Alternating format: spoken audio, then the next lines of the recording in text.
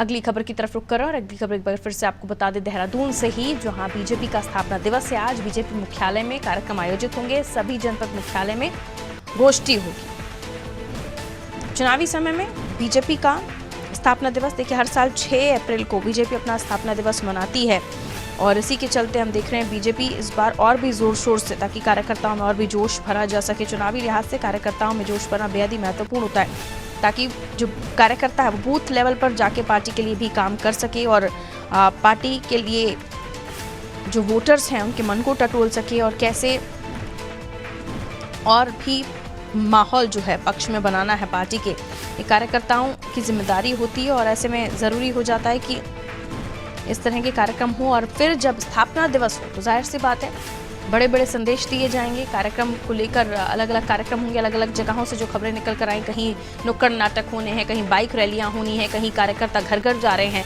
तो यहाँ बीजेपी स्थापना दिवस उत्तराखंड में कैसे मनाएगी, किस तरह के कार्यक्रम होने हैं, क्या कुछ तैयारियां की हैं बीजेपी मुख्यालय में, जान लेते हैं। सोनू हमारे साथ बने हुए। सोनू, किस तरह की तैयारियां स्थापना दिवस को लेकर बीजेपी मुख्यालय में चल रही?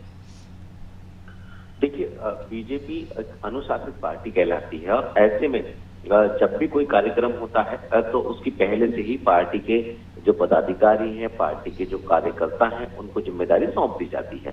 और चूंकि पहले से ही इस पर कई पार्टी के नेता जो है वो कार्य करने की कवायद में जुटे हुए हैं कि 6 अप्रैल का दिन होगा तो किस तरह के कार्यक्रम आयोजित किए जाएंगे। और पार्टी ने एक कार्यक्रमों का ये प्रारूप भी तैयार किया है कि आज से लेके 14 तारीख तक जो है कुछ विशेष कार्यक्रम किए जाएंगे, जिसमें जनसंपर्क अभियान है। दूसरा, आज एक दस्तावेज का भी लॉन्चिंग हम कहें कि विमोचन कर रहे हैं मुख्यमंत्री और प्रदेश अध्यक्ष महेंद्र भट्ट। जो देव कमल विशेषांक है उसका आज विमोचन मुख्यमंत्री करने वाले पार्टी के मुख्यालय में और प्रदेश अध्यक्ष साथ में रहेंगे। इसके साथ साथ ये 8 पेज का विशेषांक होगा। इसमें पार्टी ने 1980 के दशक से लेकर अभी तक जो संघर्ष किया है, पार्टी का जो स्वर्ण काल रहा है, पार्टी की जहां जहां पर सरकारें रही हैं, केंद्र की हो राज्य की हो, पार्टी की सरकारों ने कौन से बड़े फैसले लिए हैं, जन कल्याण पर पार्टी ने किस तरह से फोकस किया है, पार्टी की उपलब्धियां क्या रही हैं, पार्टी कार्यकर्ताओं को किस तरह से सम्मान देती है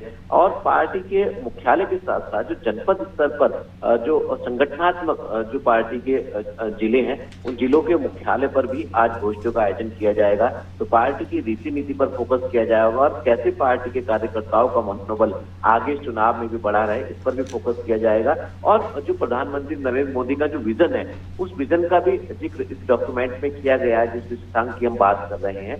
तो हम ये कह सकते हैं कि आज पार्टी जो है अपनी उपलब्धियों को बयां करेगी और तमाम कार्यक्रम जो आज से लेके 14 तारीख तक आयोजित किए जाने हैं उनको भी बयां करने वाली है। बिल्कुल, तो आगे जो कार्यक्रम होने जा रहे हैं पार्टी उसको भी बताएगी और आपने बताया किस तरह से स्थापना दिवस को मनाया जाएगा। और भारतीय जनता पार्टी जाहिर है कि अपने डिसिप्लिन को लेकर, अपने अनुशासन को लेकर जानी जाने वाली पार्टी है।